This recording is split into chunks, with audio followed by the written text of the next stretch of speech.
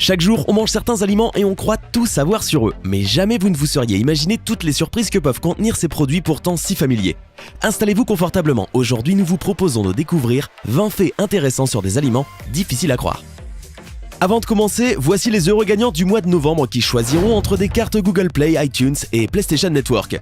Félicitations à tous ceux qui ont gagné. Et si vous voulez participer au jeu du mois de décembre, n'oubliez pas que vous pouvez gagner au choix des cartes Google Play ou des codes PlayStation Networks et iTunes. C'est vous qui décidez. Tout ce que vous avez à faire pour participer, c'est d'être abonné à la chaîne. N'hésitez pas non plus à liker la vidéo et à activer la cloche des notifications. Voilà, comme ça. C'est parti.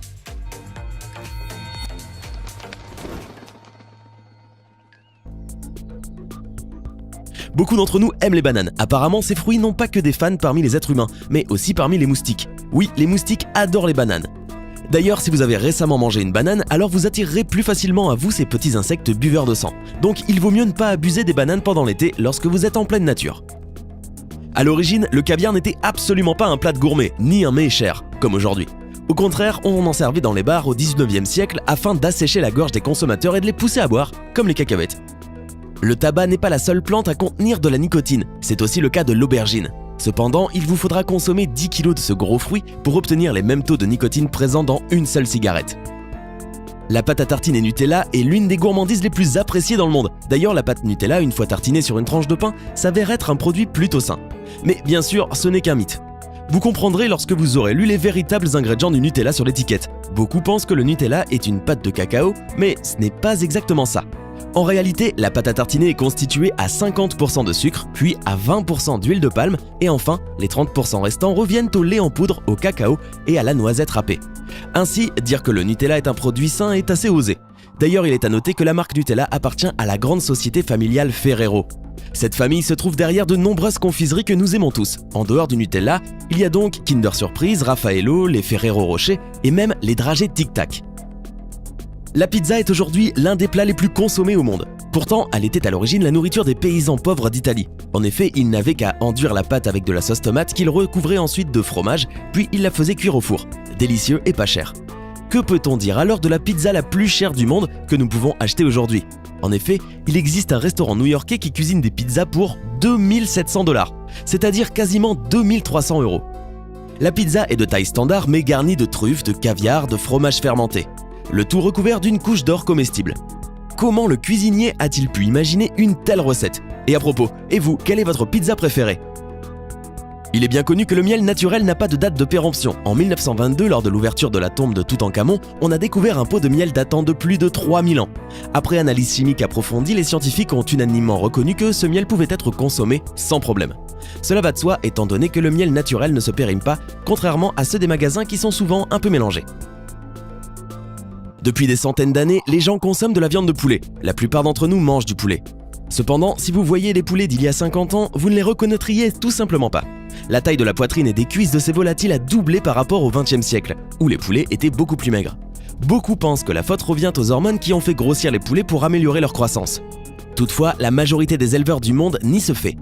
Ils prétendent que les hormones ne sont en rien responsables, mais que c'est simplement que les conditions de vie des poulets se sont considérablement améliorées par rapport au siècle précédent. Si vous aimez aussi ces biscuits croustillants, cliquez sur j'aime. La majorité d'entre vous ne sait pas à quoi servent ces petits trous dans les crackers. Et ce n'est pas par esthétisme qu'ils sont là. En fait, lors de la préparation de la pâte, celle-ci se met à gonfler énormément. Si elle ne gonfle pas, le gâteau apéritif ne sera pas si fin et si croustillant. C'est alors qu'on fait des petits trous à la main pour y laisser échapper le souffle qui l'a fait gonfler. Mais aujourd'hui, bien sûr, les trous se font à la machine. Est-ce que vous vous êtes demandé un jour pourquoi on ne ressentait pas le goût des aliments lorsqu'on avait le nez bouché à cause d'un rhume ? C'est bizarre. Pourtant, on ressent le goût des aliments grâce à la bouche et les récepteurs qui la tapissent. En fait, le sens de l'odorat n'est pas moins important pour la perception du goût que le palais. Si on devait supprimer l'odorat, on ne pourrait alors en aucun cas distinguer le goût des aliments. Par exemple, si vous vous bouchez le nez et que vous goûtez une pomme de terre, un oignon ou une pomme, le goût sera pratiquement le même pour tous les trois. Oui, je vous jure, essayez ce genre d'expérience chez vous. Au moins une fois dans votre vie, vous avez comme tout le monde déjà goûté à la boisson 7-Up. Comme beaucoup de boissons gazeuses, elle est apparue sur le marché il y a quelques années.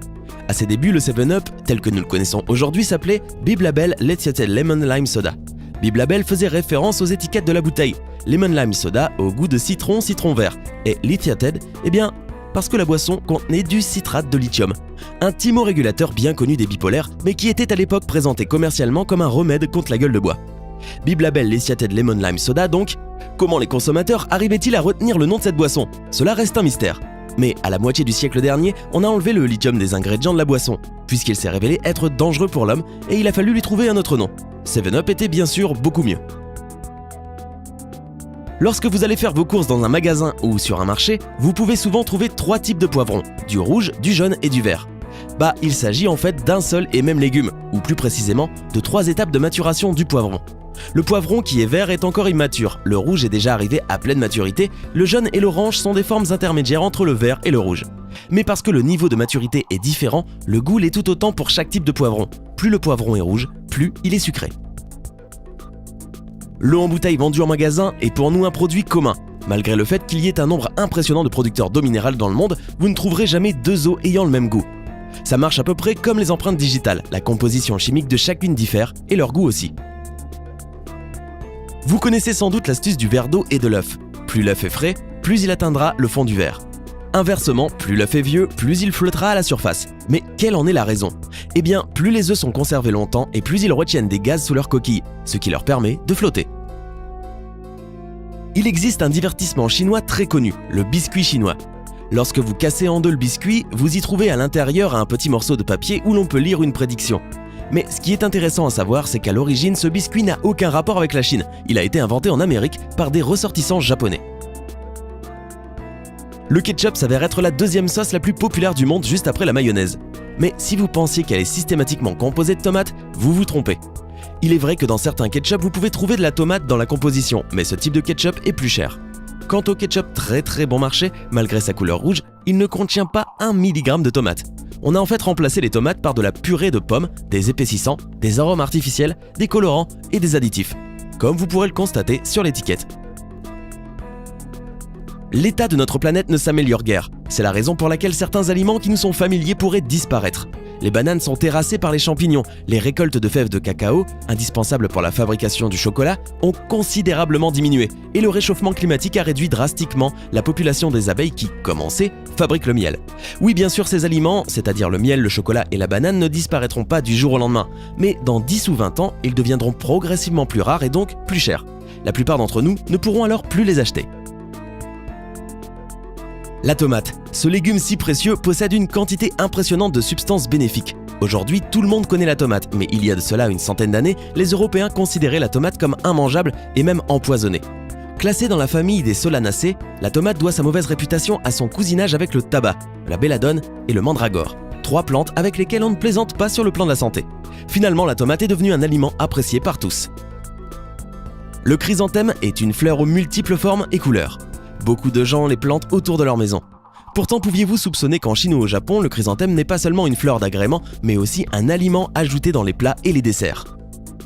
Le piment du Chili est connu de tous pour son mordant et son piquant. On suppose généralement que le piment rouge est plus fort que le vert, mais en réalité, c'est faux.